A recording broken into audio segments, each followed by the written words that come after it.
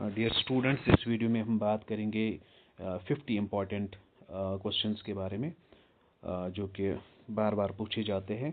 पहला जो एमसीक्यू है वो है 1 माइनस अंडर रूट 3, क्या ये रेशनल नंबर है या इरेशनल नंबर है। तो आपको एक चीज़ हमेशा याद रखना है कि जो ये अंडर रूट 3 है ये इरेशनल नंबर है, आप सबको पता है। हमेशा जब रेशनल इरेशनल नंबर होगा तो वो हमेशा जो है उसका रिजल्ट आता है इरेशनल नंबर।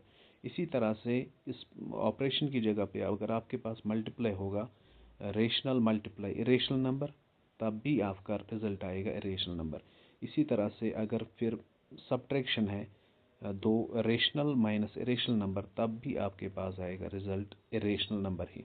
इसी तरह से अगर आपका रेशनल या इरेशनल डिवाइडेड बाय रेशनल है या रेशनल डिवाइड बाय इरेशनल है, तब भी आपका रिजल्ट जो है, आंसर जो है वो आएगा इरेशनल नंबर।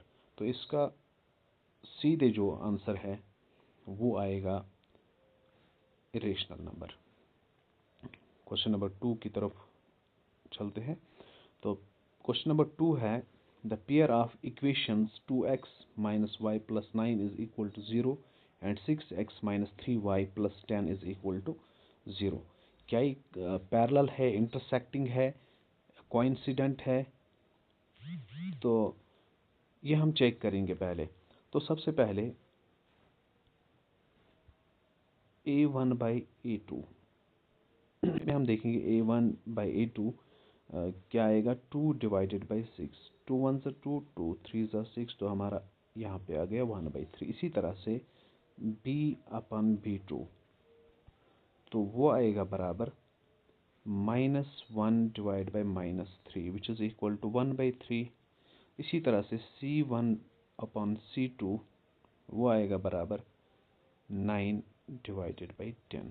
तो एक चीज़ हमने यहाँ से देखा, a1 बाई a2 आ गया 1/3, b1 बाई b2 आ गया 1/3, लेकिन c1 बाई c2 आ गया 9/10। तो हमें यहाँ से पता चला कि जो a1 बाई a2 है वो बराबर है b1 बाई b2, बराबर नहीं है c1 बाई।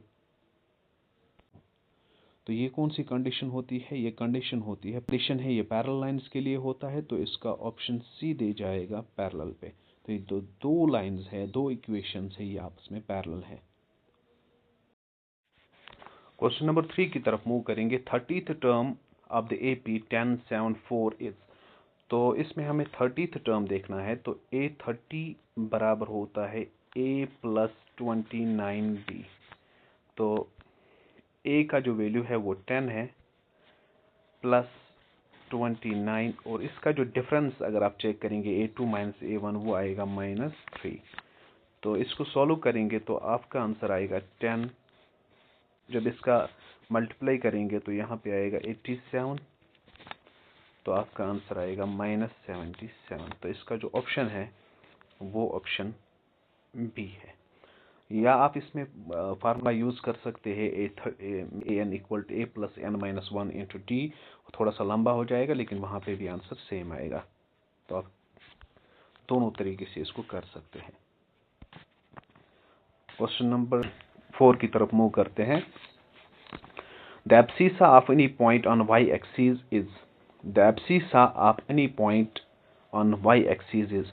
तो सबसे पहले आपको पता होना चाहिए कि एब्सिसा किसको बोलते हैं और ऑर्डिनेट किसको बोलते हैं। आप सबको पता है कि जो एब्सिसा होता है वो x कोऑर्डिनेट को बोलते हैं और ऑर्डिनेट जो होता है वो y कोऑर्डिनेट को बोलते हैं। तो ये x एक्सिस है और ये हमारी y एक्सिस है।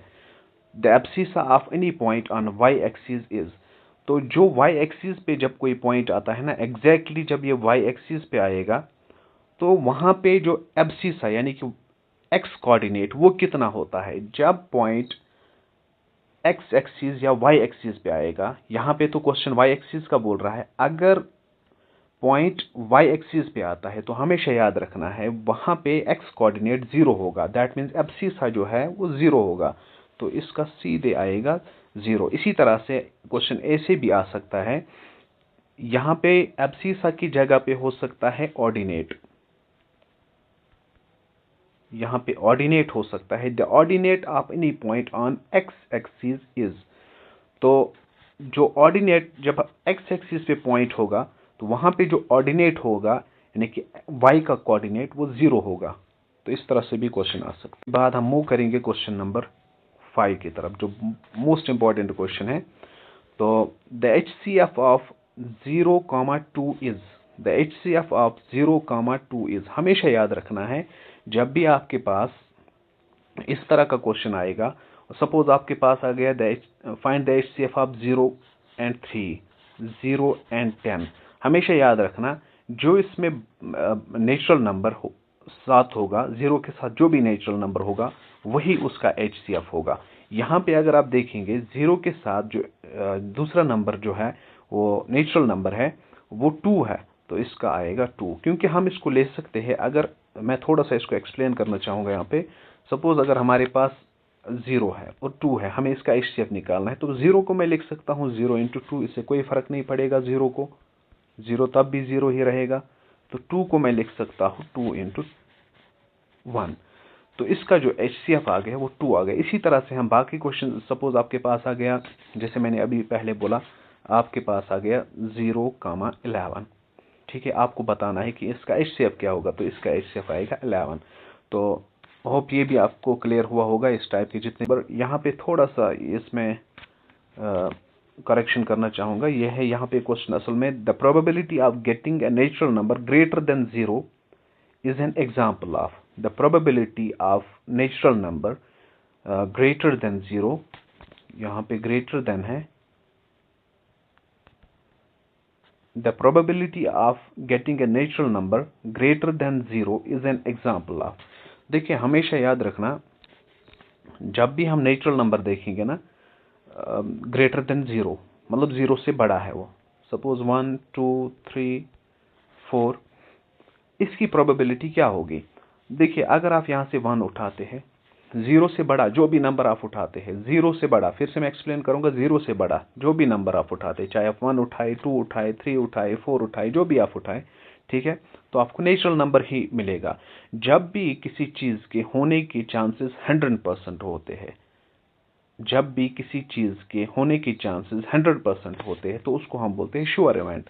तो अगर आप यहां से कोई भी 0 से बड़ा कोई भी नंबर आप यहां से उठाएंगे, तो वो तो आपको नेचुरल नंबर ही मिलने वाला है, ठीक है, तो इसको हम बोलते हैं कि ये वो है श्योर इवेंट। तो उसके बाद क्वेश्चन नंबर 7 की तरफ मूव करते हैं। 3 times volume of right circular cone of height h and radius r is equal to, देखिए volume of right circular cone of given height h and radius r is equal to, तो volume of cone जो है वो बराबर होता है 1/3 pi r square h, 1/3 pi r square h। लेकिन यहाँ पे क्वेश्चन बोल रहा है 3 टाइम्स, तो जब हम 3 टाइम्स इसको ले लेंगे, ये 3 और 3 कट हो जाएगा, तो आपके पास बचेगा पाई r स्क्वायर h। तो स्टूडेंट्स आपको पता होगा ये पाई r स्क्वायर h किसका फार्मूला है। अब ऑप्शंस पे आइए, ट्वाइस वॉल्यूम ऑफ सिलेंडर नहीं है, volume of cylinder of height h and radius r, तो आपको जो ये यहां से फार्मूला निकल के आ गया पाई r स्क्वायर h, ये पाई r स्क्वायर h जो है ये होता है वॉल्यूम ऑफ सिलेंडर, ठीक है, तो जिसका रेडियस r है और जिसकी हाइट h है, तो इसका जो ऑप्शन है वो ऑप्शन बी जाएगा। होप ये भी क्लियर हुआ होगा। उसके बाद क्वेश्चन नंबर 8 की तरफ मूव करते हैं। Prime factorization of 1001 is 7, 11, 13। तो इस क्वेश्चन को आप कैसे करेंगे ध्यान से देख लेना। 1001 की जो प्राइम फैक्टराइजेशन है वो है 7, 11, 13। क्या ये सही है या गलत है? देखो आपको कैसे करना है, सीधे 7 मल्टीप्लाई 11 मल्टीप्लाई 13, इन तीनों को मल्टीप्लाई करेंगे। आपके पास अगर आंसर आता है 1001 तो डेफिनेटली ये इसका फिर प्राइम फैक्टराइजेशन है। तो ये जो है 7, 11, 13, इसको जब आप मल्टीप्लाई करेंगे आपके पास आएगा 1001, तो इसका ऑप्शन है ट्रू। नंबर 9 है, इंपॉर्टेंट क्वेश्चन है क्योंकि मैंने इसको 3 पार्ट्स में डिवाइड किया है। The sum of n natural numbers is, देखिए जो भी हमारे पास n नेचुरल नंबर्स है, अगर हमने उनका सम करना है तो उसका जो फार्मूला होता है निकालने का वो होता है n into n+1 divided by 2। ध्यान से देखना, परसों एक क्वेश्चन आया था जो जेके बोस ने 10th मार्च का जो पेपर हुआ था उसमें क्वेश्चन आया था find the mean of n natural numbers, find the mean of n natural numbers. लेकिन यहाँ पे क्वेश्चन है the sum of n natural numbers is, sum जो है n नेचुरल नंबर्स का वो है n into n+1 divided by 2, ये याद रखना। उसके बाद सम ऑफ n ऑड नंबर्स, हमेशा याद रखना जो odd numbers n odd numbers का जो सम होता है उसको निकालने का फार्मूला जो है वो है n²। ठीक है, sum of n even numbers is equal to, वो होता है बराबर इंटू n+1। होप ये तीनों चीजें आपको क्लियर हुए होंगे। ठीक है, मैं रिपीट करूंगा इस चीज को फिर से, हो सकता है ये एग्जाम में पूछा जाएगा। तो सबसे पहले अगर आपको क्वेश्चन में पूछा जाता है find the sum of n natural numbers, the sum of n natural numbers is n into n+1 divided by 2। उसके बाद अगर sum of n odd number आएगा तो वो होता है n², अगर sum of n even numbers आएगा तो वो होता है n इंटू n+1। ये तीनों चीजें n की तरफ। क्वेश्चन नंबर 10 है if probability of A is 1/2 then probability of not A is 1/2। तो आप सबको पता है probability किसी चीज का होने का और probability किसी चीज का ना होने का वो होता है बराबर 1। तो यहाँ पे आपको जो है 1/2 है। ठीक है, तो उसके बाद क्वेश्चन बोलता है कि जो प्रोबेबिलिटी ना होने की है वो भी है 1/2। अगर ये दोनों मिला के 1 आ गया तब हमारा आंसर सही है, नहीं तो ये गलत है। अगर आप देखेंगे डिनोमिनेटर सेम है तो ये कॉमन डिनोमिनेटर ले लेंगे 2, उसके बाद ऊपर 1+1, तो ये आएगा बराबर 2/2। तो ये आ गया 1 के बराबर, तो ये तो सही है, तो इसका मतलब है इसका आएगा ट्रू।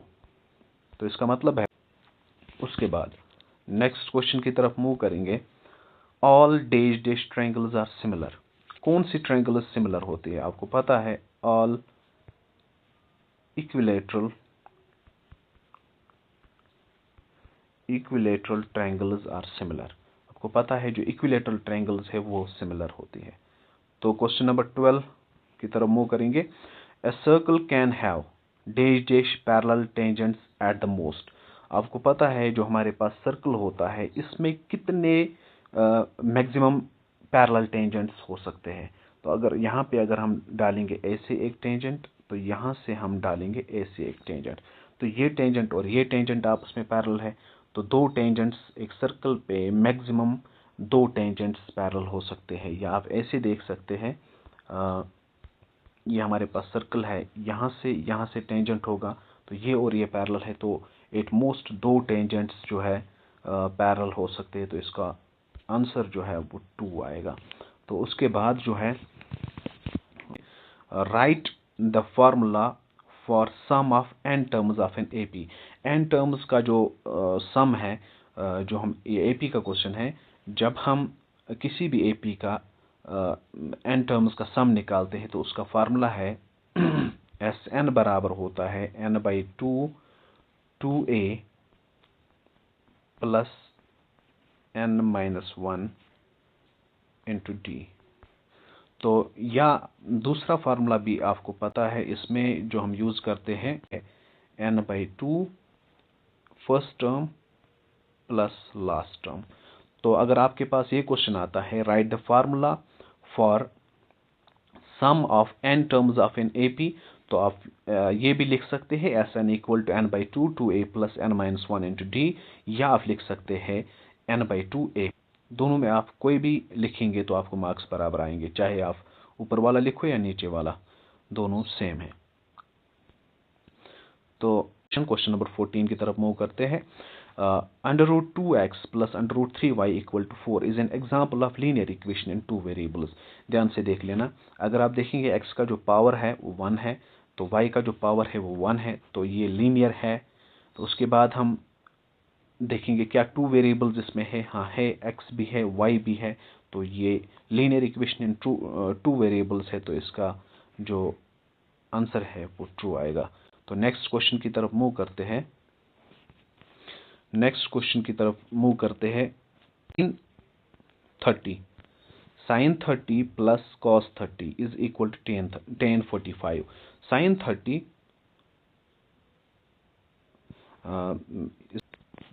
ठीक करना चाहूँगा।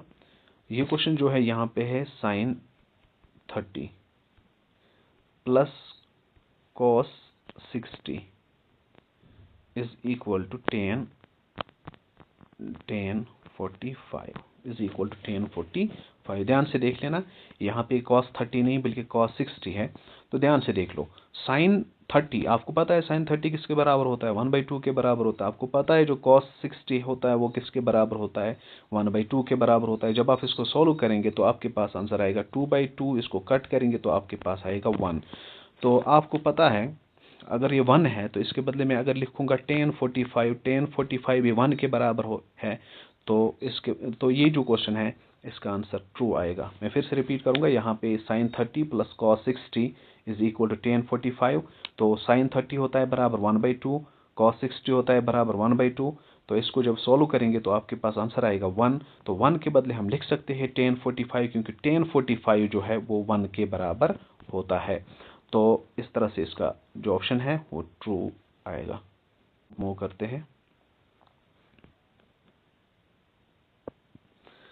sin A sin A question number 16, if sin A is equal to cos A where A is acute angle then A is, ध्यान से देख लेना, sin A अगर आप अपनी ट्राइगोनोमेट्रिक टेबल पे जाएंगे, sin A और cos A, sin थीटा और cos थीटा कब बराबर होती है, cos थीटा का वैल्यू कब बराबर होता है। देखिए अगर आप देखेंगे sin 45 ये होता है बराबर 1/√2 और cos 45 भी बराबर होता है 1/√2। ठीक है, तो ये दोनों sin थीटा और cos थीटा कब बराबर होते हैं, 45 पे इसका भी वैल्यू 1/√2 आता है और इसका भी वैल्यू 1/√2 आता है। तो इसका आएगा 45 degree. Calculate the mean of first 10 natural numbers. Calculate the mean of first 10 natural numbers. तो ध्यान से देख लेना आप, इस क्वेश्चन को मैं आपको दो तरीके से दिखाऊंगा। सबसे पहले एक चीज आपको याद रखना है, जो n नेचुरल नंबर्स हमारे पास होते हैं उनको जो मीन निकालने का तरीका है वो है n+1 डिवाइडेड बाई 2। ध्यान से देख लेना, n+1 डिवाइडेड बाई 2। तो इसको मैं दो तरीके से यहाँ पे दिखाऊंगा। तो यहाँ से आपको एक चीज मिला, अगर आपको क्वेश्चन आया what is the mean of first n natural numbers, what is the mean of first n natural numbers, वो बराबर होता है n+1 डिवाइडेड बाई 2। तो यहाँ पे हमारे पास जो है 10 नेचुरल नंबर्स है। तो अगर मैं फार्मूला को यूज करेंगे तो हमारे पास जो आएगा 1/2, तो n हमारे पास 10 है, प्लस 1 डिवाइडेड बाई 2, 10 प्लस 1 हो गया 11 डिवाइडेड बाई 2। इसको सॉल्व करेंगे तो आपके पास 5.5 आएगा, वही आएगा इसका आंसर।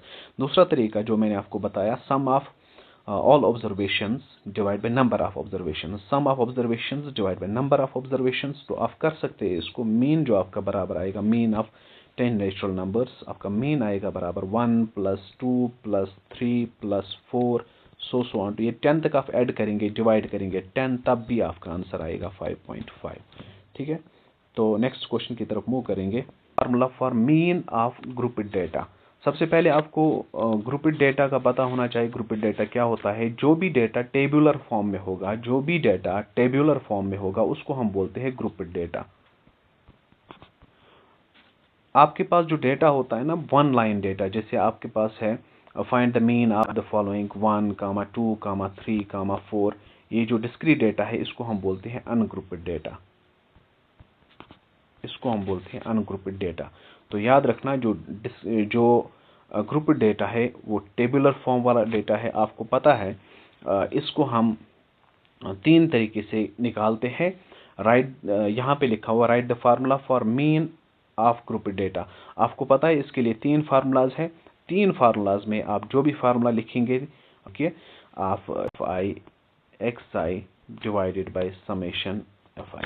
मैं फिर से रिपीट करूंगा, इसमें जो स्टेप डेविएशन और एज्यूम्ड मीन मेथड है, आप वो वाले दो फार्मूलाज उनमें से जो एक है वो भी लिख सकते हैं, ये भी लिख सकते हैं, तो आपके मार्क्स बराबर आ जाएंगे। तीनों में से आपको कोई एक लिखना है, क्योंकि यहाँ पे मेंशन नहीं है कि कौन सा लिखना है। चलिए नेक्स्ट, फिर से हमारे पास मोड ऑफ द ऑब्जर्वेशन। ये जो हमारे पास डेटा है, मैं फिर से बताऊंगा, ये है अनग्रुप्ड डेटा। तो ये टेबुलर फॉर्म में नहीं है, इसका हमें मोड निकालना है। तो आपको पता है इसका मोड हम कैसे निकालते हैं। जो टर्म सबसे ज़्यादा टाइम्स रिपीट हुई होगी उसको हम मोड बोलते हैं। अगर आप यहाँ पे चेक करेंगे, 2 जो है 1 2 3 4 बार रिपीट हुए, तो इसका जो मोड होगा वो होगा 2। ठीक है, नेक्स्ट क्वेश्चन, क्वेश्चन नंबर 20 की तरफ मूव करते हैं। क्वेश्चन नंबर 20 है, which of the following number is an irrational number. इसमें से कौन सा नंबर इरेशनल नंबर है। पहला, अगर आप ऑप्शन ए देखेंगे 0.1011, ये जो पहला ऑप्शन है ये टर्मिनेटिंग है, तो ये इरेशनल नहीं हो सकता, इरेशनल नंबर है। दूसरा, अगर आप यहाँ पे देखेंगे ये 0.5 है, ये भी टर्मिनेटिंग है। अब आप यहाँ ऑप्शन बी पे आइए, 0.20, उसके बाद 22, उसके बाद 0, उसके बाद 3 टाइम्स 2, उसके बाद 0। तो इसकी जो डेसिमल एक्सपेंशन है वो है नॉन टर्मिनेटिंग नॉन रिपीटिंग। इसकी जो डेसिमल एक्सपेंशन है वो है नॉन टर्मिनेटिंग नॉन रिपीटिंग। तो आपको पता है डेसिमल्स में जिस भी डेसिमल की डेसिमल एक्सपेंशन होगी नॉन टर्मिनेटिंग नॉन रिपीटिंग, तो वो होता है इरेशनल नंबर। ये चीज़ तो आपको। तो उसके बाद नेक्स्ट क्वेश्चन की तरफ मूव करते हैं, क्वेश्चन नंबर 21। क्वेश्चन नंबर 21 है, sum of zeros of polynomial. हमें इस पॉलिनोमियल के जो जीरोज है उनको सम करना है। तो एक चीज़ मैं यहाँ पे आपको बताऊँ, आपको यहाँ पे फार्मूला यूज़ करेंगे, आप इसका मिडिल टर्म स्प्लिट करेंगे, फिर जीरोज निकालेंगे, फिर सम करेंगे। ऐसा करने की ज़रूरत नहीं है। आपके पास जो फार्मूला है आपको पता है, सम ऑफ जीरोज और प्रोडक्ट ऑफ जीरोज क्या होता है। सम ऑफ जीरो जैसा आपको पता है, वो सम ऑफ जीरोज होता है बराबर सम ऑफ जीरोज होता है बराबर minus b by a, minus b by a. तो माइनस बी है यहाँ पे -8। याद रखना ये फार्मूला का माइनस है। उसके बाद यहाँ पे b जो है वो -8 है, -8 लिखना है। उसके बाद आपका जो a है वो 2 है, तो यहाँ पे आएगा minus minus plus 8 divide by 2, cut करेंगे, 2 1 ज़ा 2, 2 4 ज़ा 8, तो इसका आंसर 4 आ गया। तो ऑप्शंस में आप देखेंगे अगर 4 है तो उसको टिक करेंगे, तो इसका आएगा 4। उसके बाद नेक्स्ट क्वेश्चन की तरफ मूव करेंगे, the pair of linear equations. ये पेयर ऑफ लीनियर इक्वेशंस है, ये क्या है, कॉन्सिस्टेंट है, पैरेलल है, इंटरसेक्टिंग है। देखेंगे आपके पास 3 कंडीशंस है। मैं यहाँ पे फिर से रिपीट करूंगा तीनों कंडीशंस को, क्योंकि ये क्वेश्चन बार बार रिपीट हो रहा है। देखेंगे a1/a2, a1/a2 जो आपका है वो आएगा 2 डिवाइडेड बाई 4, कट करेंगे तो यहाँ पे आपके पास आएगा 1/2।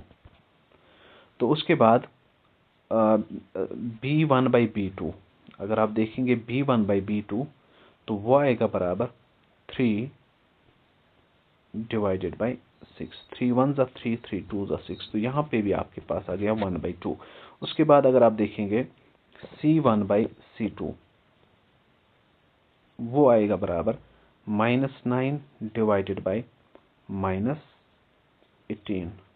तो यहाँ पे माइनस माइनस काट, 9 1 ज़ा 9, 9 2 ज़ा 18। तो आपके पास a1/a2 भी आ गया 1/2, b1/b2 भी आ गया 1/2, c1/c2 भी आ गया 1/2। तो हम लिख सकते हैं a1/a2 जो आपका है वो बराबर आ गया b1/b2 बराबर आ गया c1/c2। तो आपको पता है ये जो कंडीशंस है ये कॉन्सिस्टेंट है। ठीक है, तो इसका ऑप्शन आएगा कॉन्सिस्टेंट। तो ये कॉन्सिस्टेंट है। इसी तरह से अगर आपका ऑप्शन, अगर आपको मिलता है a1/a2 is not equal to b1/b2, तो ये भी कॉन्सिस्टेंट है, लेकिन इसमें यूनिक सोल्यूशन होता है, इसमें इनफिनाइट नंबर ऑफ सॉल्यूशंस होता है। तो पैरेलल के लिए कंडीशन आपको पता है, a1/a2 बराबर है b1/b2 बराबर नहीं है c1/c2। तो ये अगर एक ही कंडीशन मिलती तो पैरेलल था। ठीक है, वो दो कंडीशंस आपको समझ आया होगा। 35th term of an AP 21 18 15 is, तो इसमें ना है 35th टर्म, तो a35 बराबर है a प्लस 4d। तो a जो इस AP में है वो है 21 प्लस 34 इंटू -3। तो 21 इन दोनों का जब आप मल्टीप्लाई करेंगे तो आपको मिलेगा 102, तो माइनस करेंगे तो आपके पास आएगा -81। तो ऑप्शंस में अगर -81 है तो इसको टिक करेंगे, तो -81 यहाँ पे है, सी ऑप्शन, तो इसका ऑप्शन सी आएगा। थोड़ा सा मैं ठीक करना चाहूँगा, यहाँ पे है cot 30। तो अगर आप इसके ऑप्शंस देखेंगे, यहाँ पे फिर से रिपीट करूँगा मैं, यहाँ पे cot 30 इज इक्वल टू अगर आप देखेंगे cot 30 जो है, cot 30 का वैल्यू जो होता है वो होता है √3, और इसमें से अगर आप चेक करेंगे यहाँ पे tan 60 का वैल्यू होता है √3। तो cot 60 किसके बराबर है फिर? tan 60 के बराबर, क्योंकि इसका वैल्यू भी √3 आता है, तो इसका वैल्यू भी √3 आता है। तो मूव करेंगे क्वेश्चन नंबर 25 की तरफ। The distance from x axis, एक चीज हमेशा याद रखना, डिस्टेंस फ्रॉम एक्स एक्सिस अगर आप देखेंगे तो आपको मिलेगा, ये एक्स एक्सिस है, ये वाई एक्सिस है, तो डिस्टेंस फ्रॉम एक्स एक्सिस आपको मिलेगा वाई कोऑर्डिनेट, ठीक है। इसी तरह से डिस्टेंस फ्रॉम वाई एक्सिस आपको मिलेगा एक्स कोऑर्डिनेट, ठीक है। तो यहाँ पे लिखा हुआ है the distance from x axis is called, जो डिस्टेंस होती है फ्रॉम एक्स एक्सिस उसको हम बोलते हैं, वो वाई कोऑर्डिनेट होता है, तो वाई कोऑर्डिनेट को हम क्या बोलते हैं? ऑर्डिनेट बोलते हैं, तो इसका ऑप्शन ऑर्डिनेट आता है। इसी तरह से अगर आपके पास है the distance from x axis, तो फ्रॉम एक्स एक्सिस इज, तो इसका ऑर्डिनेट है, ठीक है। अगर यहाँ पे होता the distance from Y axis is called, तब एफ सीसा था। तो नेक्स्ट क्वेश्चन की तरफ मूव करते हैं, क्वेश्चन नंबर 26 की तरफ। 26 क्वेश्चन है HCF ऑफ 7,28 इज, तो इसका HCF देखना है। तो अगर आप 7 देखेंगे, 7 को हम लिख सकते हैं 7 × 1, उसके बाद 28 को हम लिख सकते हैं 7 × 4, तो इसका जो HCF है वो 7 आएगा, ठीक है। तो क्वेश्चन इस नेक्स्ट क्वेश्चन की तरफ मूव करेंगे, question number 27। The probability that it will rain tomorrow is 0.85। Probability है, चांस है कि कल रेन होगा, वो 0.85 है। What is the probability that it will not rain tomorrow, क्या प्रोबेबिलिटी है कि कल रेन नहीं होगी? तो आपको पता है probability of happening an event plus probability of not happening an event होता है बराबर 1, ठीक है। Probability of happening rain tomorrow is 0.85 plus probability of not happening rain tomorrow ऐसी ही रहेगा equal to 1। Probability of happening not happening rain अपनी जगह पे 1 माइनस 0.85, इसका जब आप माइनस करेंगे तो आपका जो आंसर है वो आएगा 0.15। तो इसका जो ऑप्शन है, बाद क्वेश्चन नंबर 28 की तरफ मूव करेंगे। क्वेश्चन नंबर 28 है volume of cone is, volume of cone is, volume of कोन आपको पता है होता है बराबर 1/3 पाई आर स्क्वायर एच। 9 है discriminant of quadratic equation 3x² - 2 √6 + 2 is equal to, तो इसका डिस्क्रिमिनेंट हमने निकालना है। डिस्क्रिमिनेंट बराबर होता है b² - 4ac। डिस्क्रिमिनेंट बराबर आएगा b जो है b² की जगह पे हमें लिखना है, तो यहाँ पे b² की जगह पे आएगा -2 √6 का होल स्क्वायर -4, a की जगह पे है 3, c की जगह पे है 2, तो यहाँ पे आएगा माइनस माइनस प्लस, 2 2 ज़ा 4, इसका स्क्वायर और रूट हो जाएगा कैंसिल, क्योंकि ये 2 को भी देना है और √6 को भी देना है, ये दोनों का है। माइनस यहाँ पे आएगा 24, यहाँ पे 24 - 24 विच इज इक्वल टू 0। तो ऑप्शंस में जो है इसका ऑप्शन है वो सी आएगा। The prime factorization of 1771 is 7 11 13। तो आपको मैंने इससे पहले भी बोला, जब भी आपको किसी चीज़ की प्राइम फैक्टराइजेशन दी होगी, जो प्राइम फैक्टराइजेशन है उसको सीधे मल्टीप्लाई करो, अगर वही नंबर आता है तो है, नहीं तो नहीं होगा। इससे पहले हमने देखा ये जो प्राइम फैक्टराइजेशन है ये है 1001 की, तो इसमें कहीं पे 1771 नहीं आएगा, तो इसका फॉल्स आएगा। The sum of first 51 positive integers is, तो ऑप्शंस दी हुए हैं, तो इसको आप AP का भी यूज़ कर सकते हैं। इससे पहले जो मैंने आपको फार्मूला बताया वो भी आप यूज़ कर सकते हैं। जो हमारे पास 51 पॉजिटिव इंटीजर्स है, ऑब्वियसली वो तो नेचुरल नंबर्स है, तो उसके लिए मैंने आपको फार्मूला बोला था n into n plus 1 divided by 2। तो n जो हमारे पास है 51 है, तो यहाँ पे आएगा 51 प्लस 1 डिवाइडेड बाई 2। तो यहाँ पे आपके पास आएगा 51 इंटू 52 डिवाइड बाई 2। कट करेंगे, 2 1 ज़ा 2, 2 2 ज़ा 4, 2 6 ज़ा 12। जब आप 51 और 26 का मल्टीप्लाई करेंगे तो आपके पास आएगा 50, इन दोनों का जो मल्टीप्लाई है वो आएगा 1326। तो इसका आंसर आएगा ऑप्शन बी। तो इसको आप दूसरे तरीके से भी कर सकते हैं इसी क्वेश्चन को। अगर आप AP का यूज़ करेंगे SN बराबर होता है n/2 2a plus n-1 into d। तो यहाँ पे n है 51 डिवाइडेड बाई 2a, a की जगह पे आपके पास है, क्योंकि first sum of first 51 positive integers है, तो पहली टर्म 1 बनेगी, ठीक है। तो उसके बाद plus n-1, 51 -1 into d। Difference इनका 1 1 ही रहेगा हर जगह पे, आप चेक कर सकते हैं। 51 डिवाइडेड बाई 2, तो यहाँ पे आएगा 2 1 ज़ा 2 प्लस यहाँ पे आएगा 50। तो यहाँ पे आएगा 51 डिवाइडेड बाई 2, तो यहाँ पे आएगा इंटू 52। फिर से वही आ गया, इसको कट करेंगे तो यहाँ पे 26 आएगा। इन दोनों का मल्टीप्लाई करो तो आपको मिलेगा 1326। तो होप ये क्वेश्चन भी आपको क्लियर हुआ होगा। उसके बाद क्वेश्चन नंबर 32 की तरफ मूव करेंगे। -0.5 can be the probability of event. आपको पता है कि नेगेटिव किसी चीज़ की प्रोबेबिलिटी नहीं होती है, तो इसका सीधे ऑप्शन फॉल्स आएगा।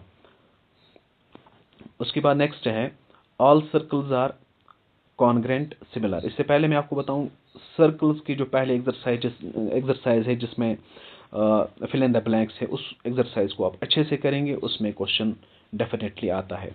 तो ऑल सर्कल्स आर, सारे जो सर्कल्स होते हैं क्या वो कॉन्ग्रेंट होते हैं या सिमिलर होते हैं? आपको पता है सारे सर्कल्स जो है वो सिमिलर होते हैं। तो उसके बाद 34 क्वेश्चन की तरफ मूव करते हैं। Number of tangents that can be drawn from a point outside the circle. Question है कि कितने टेंजेंट्स हम सर्कल के बाहर जो एक पॉइंट होता है उससे हम कितने टेंजेंट्स ड्रा कर सकते हैं। ये सर्कल है, सपोज ये आपका पॉइंट बाहर है, इससे हम कितने टेंजेंट्स ड्रा कर सकते हैं? आपको पता है जो आउटसाइड पॉइंट होता है उससे हम 2 टेंजेंट्स ड्रा कर सकते, एक यहाँ से एक यहाँ से। तो यहाँ पे इसका आंसर आएगा 2। तो नेक्स्ट क्वेश्चन की तरफ मूव करते हैं, क्वेश्चन नंबर 35 की तरफ। x is equal to 0, y is equal to 0 is the solution of the equation. क्या ये इस इक्वेशन का सोल्यूशन है? तो चेक करेंगे।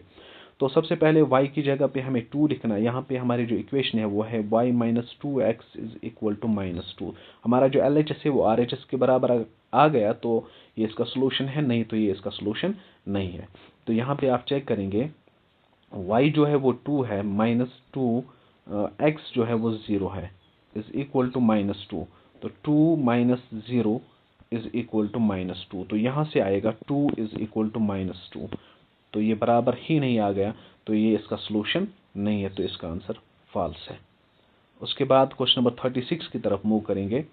Sine square theta plus dash dash is equal to 1। आपको पता है sine square theta plus cos square theta किसके बराबर होता है? 1। तो इसमें आएगा cos square theta. Calculate the mean of first 6 prime numbers. तो आपको मीन निकालना है फर्स्ट 6 प्राइम नंबर्स का। आपको पता है फर्स्ट 6 प्राइम नंबर्स होते हैं 2 3 5 7 11 13।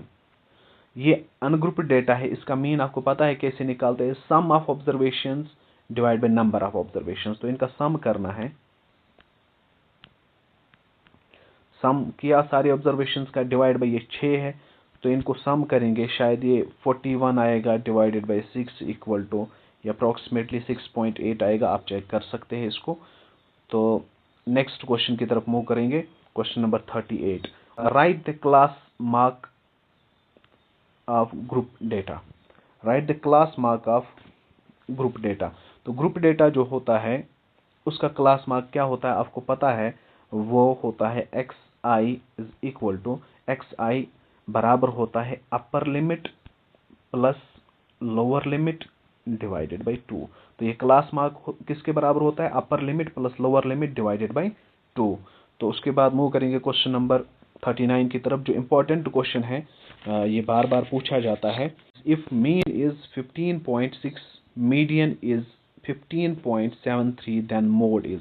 तो आपको पता है इनके बीच में एक रिलेशन होता है, जो रिलेशन आपको याद रखना होता है। 3 मीडियन बराबर होता है 2 मीन प्लस मोड। 3 मीडियन बराबर होता है 2 मीन प्लस मोड। तो 3 यहाँ पे मल्टीप्लाई में हमारे पास मोड जो मीडियन जो है वो दिया हुआ है 15.6 इक्वल टू 2 मीन जो है, सॉरी,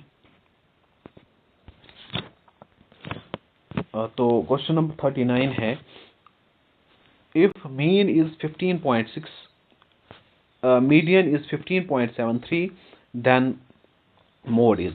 आपको एक चीज याद रखना है, इनके बीच में जो है मीन मोड मीडियन, इनके बीच में एक रिलेशन होती है, वो आपको याद रखना है। 3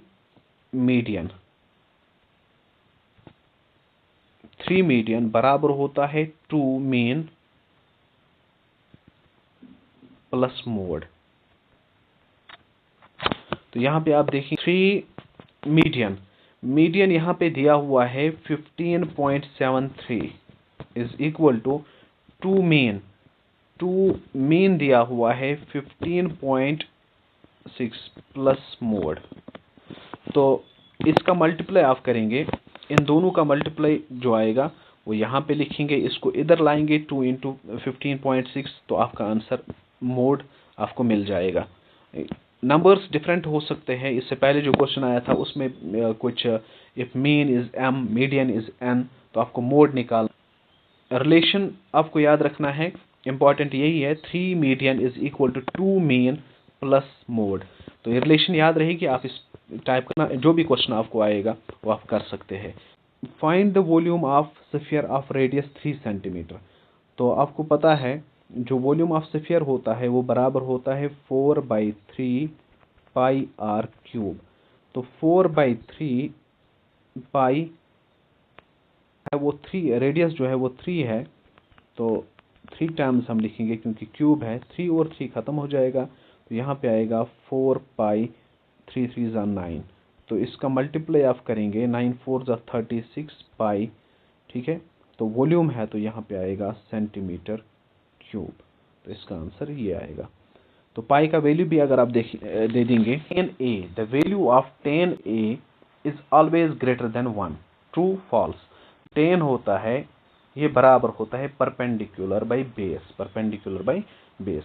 तो ध्यान से देख लेना, सपोज अगर हमारा परपेंडिकुलर बड़ा है और बेस छोटा है, परपेंडिकुलर बड़ा है बेस से, ठीक है, बेस छोटा है, सपोज मान के चलो परपेंडिकुलर 10 है तो बेस 2 है, तो 2 1 ज़ा 2, 2 5 ज़ा 10, तो यहाँ पे जो है ये 5 आएगा, ठीक है।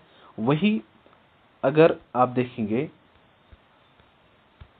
जो 10 है वो बराबर होता है परपेंडिकुलर बाई बेस, अगर बेस बड़ी है सपोज, तो यहाँ पे मैं लिखूंगा 2, ठीक है। तो यहाँ पे हम लिखेंगे सपोज ये 10 है, बेस 10 है, तो जब आप इसको सॉल्व करेंगे तो आपका आंसर आएगा 0.2। तो इस टाइम तो लेस देन है। तो एक चीज है जो हमने यहाँ से देखा, 10 the value of 10a is always greater than 1।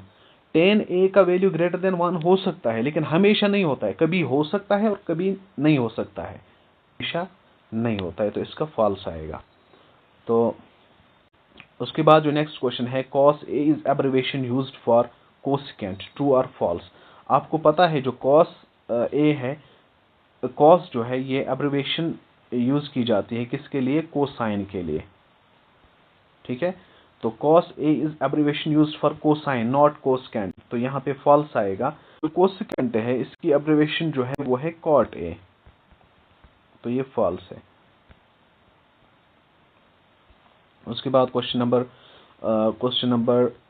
43 की तरफ मूव करते हैं। ये देखेंगे ये सही है। अगर मैंने आपको अभी बताया कि जो हमारे पास एक राइट एंगल ट्रायंगल है उसका जो लॉन्गेस्ट साइड होता है वो हाइपोटेन्यूज है, तो हाइपोटेन्यूज यहाँ पे बोल रहा है ये 3 है।